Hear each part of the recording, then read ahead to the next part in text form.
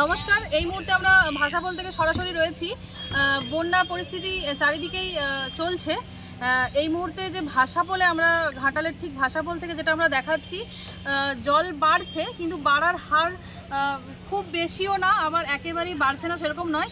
ঠিক coffee house থেকে বাজারের দিকে উঠতে 6টা থেকে 7টা মতো সিঁড়ি বাকি রয়েছে এখনও। সকাল থেকে 2টো সিঁড়ি ডুবেছে। এই মুহূর্তে যে ভাষাপোলের পরিস্থিতি একই রয়েছে, খুব বেশি জলের যে খুব বেশি স্রোত সেরকম রয়েছে কিন্তু স্বাভাবিক রয়েছে এখন ভাষাপোল।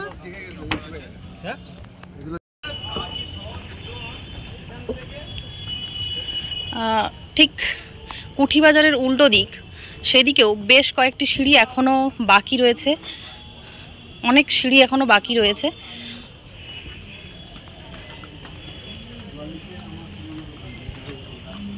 একটা, দুটো, তিনটে, চারটে, পাঁচটা, ছটা, সাতটা, আটটা, নটা, 10টা, 11টা, 12টা সিঁড়ি এখনো বাকি আছে।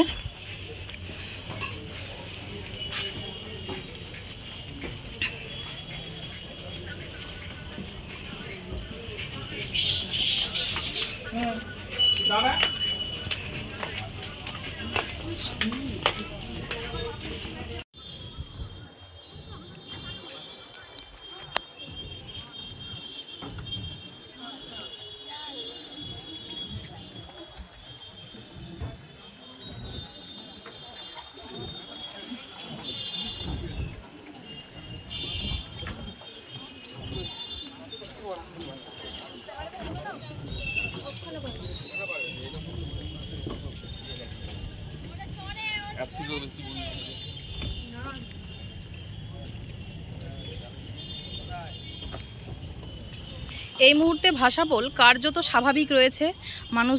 প্রচুর মানুষজন যাতায়াত করছেন এই ভাষাপোলের ওপর দিয়ে।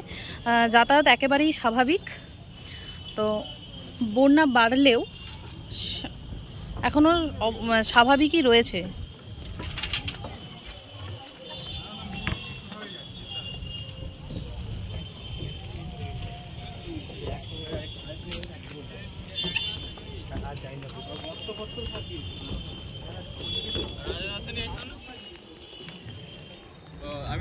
চাপের জেরে যে বৃষ্টি হয়েছে তার জেরেই তৃতীয়বারের মতো বন্যা পরিস্থিতি তৈরি হয়েছে গোটা ঘাটাল মহকুমা জুড়ে।